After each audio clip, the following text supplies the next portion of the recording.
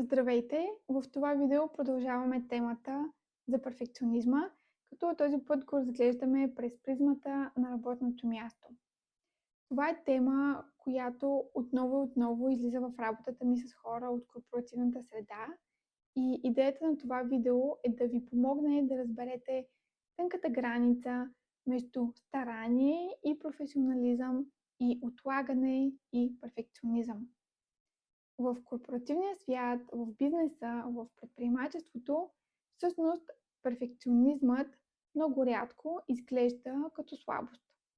Даже напротив, често се възприема като качество, което се търси и цени в хората, защото някак си създава усещането, че работата ще бъде свършена по най-добрия начин и няма да има грешки. Но истината е, че не е нужно да бъдем перфекционисти, за да бъдем добри професионалисти. Високото качество на работа обикновено означава яснота и разбиране на задачата, фокус и ефективност при изпълнението й. Докато перфекционизмът много по-често означава постоянно премисляне, обмисляне, анализиране, съмнения и колебания. И на практика цялото това овъртинкване не винаги води до по-качествено изпълнение на задачата, но почти винаги води до по-бавното изпълнение на задачата. Много хора на работното място си казват: просто искам да го направя както трябва, искам да бъда добър професионалист и за това, например, те преглеждат имейла 40 минути преди да го изпратят. Затова тези хора си казват: да, презентацията ми е готова, но искам да я прегледам още веднъж за всеки случай. Те също така трудно делегират задачи или когато го правят, първо искат да се уверят, че преди това те са подготвили нещата. Такива хора, перфекционисти, трудно пускат оферти, проекти, защото все си мислят, че има някой друг детайл, който могат да оформят, да изпипат. И ако това се случва от време на време, то е напълно нормално. Нормално е да искаме да сме подготвени, нормално е да държим на качеството, нормално е да мислим стратегически. Особено когато работим в среда, в която резултатите и представянето имат значение. Проблемът започва тогава, когато подготовката стане по-голяма от самото действие. Когато прекарваме повече време в премисляне, отколкото в реално изпълнение. Когато редактираме един имейл 40 минути преди да го изпратим. Когато отлагаме решение, защото го премисляме отново. И когато чакаме идеалния момент, идеалната стратегия или идеалната версия. Проблемът е, когато всичко това стане нашия постоянен модел на работа. Защото тогава започва да се случва нещо много интересно. Човек отвън изглежда постоянно зает. Работи много, мисли много, подготвя много. Но въпреки това, той или много трудно завършва задачите, или му отнема много повече време от необходимото да ги завърши и постоянно остава с усещането, че или не прави достатъчно, или това, което прави, не е достатъчно добро. И това всъщност е един от големите парадокси на перфекционизма в работната среда. Отстрани той може да изглежда като висока продуктивност, но отвътре перфекциониста често го усеща като претоварване, свръханализиране, трудно взимане на решения и постоянно напрежение и усещане, че всъщност въобще не е продуктивен. Разбира се, колкото повече време и енергия влагаме в една задача, колкото повече мислим за нея, анализираме я, проучваме я, толкова по-голяма е вероятността да я направим добре в сравнение с вариант, в който не отделяме толкова време и ресурси за нея. Това само по себе си е супер логично.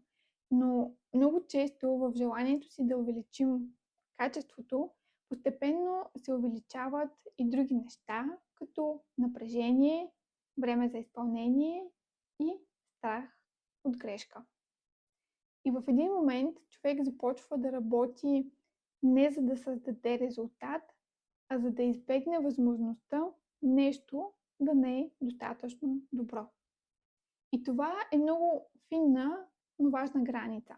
Защото има разлика между това подобрявам нещо, за да стане по-стойностно и подобрявам нещо, защото се страхувам, че не е достатъчно добро. И следващия път, когато забележиш, че отделяш повече време и внимание на една задача, запитай се защо. Дали е защото, примерно, задачата наистина има нужда от още работа, или защото още не се чувстваш достатъчно сигурна в това, което си направил, за да го покажеш. И ако отговорът е вторият, това е моментът, в който е важно да осъзнаеш, че вече не става дума за външно качество, а за вътрешно напрежение.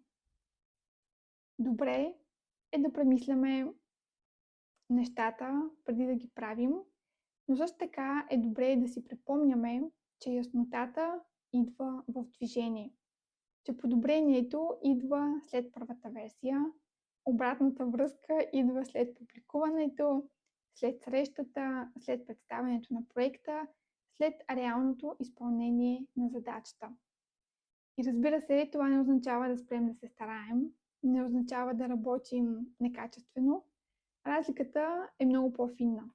Старанието ни помага да се развиваме. Перфекционизмът ни кара да чакаме прекалено дълго, преди да си позволим да действаме. И в един момент цената на перфекционизма става много висока. На ежедневна база той започва да забавя вземането на решения, започва да ни изтощава, започва да пречи на изпълнението на задачите. И доста често намаля лекотата и удоволствието от работата. И може би като заключение на това видео ще кажа, че перфекционизмът често обещава по-добър резултат, но още по-често ни оставя без резултат изобщо.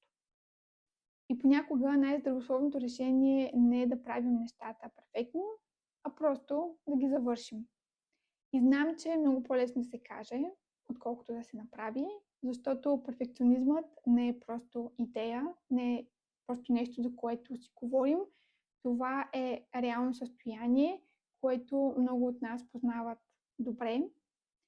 И ако ти се хващаш, че си там, не е нужно да се опитваш да излезеш от този модел веднага, не е нужно да се бориш с него или да се обвиняваш. Като първа стъпка може просто да осъзнаеш, че това е модел, който имаш в себе си. И разбира се, перфекционизмът не е само нещо негативно, той може да бъде и ресурс, когато е в здравословни граници. Разбира се, има начини как да се изгради по-балансиран и по-работещ перфекционизъм, който не блокира действията, а ги подкрепя. И точно това разглеждаме тук в канала на АО в действията, как да разбираме тези модели по-дълбоко и как да работим с тях вместо срещу тях. Ако това ти звучи полезно, остани в това пространство.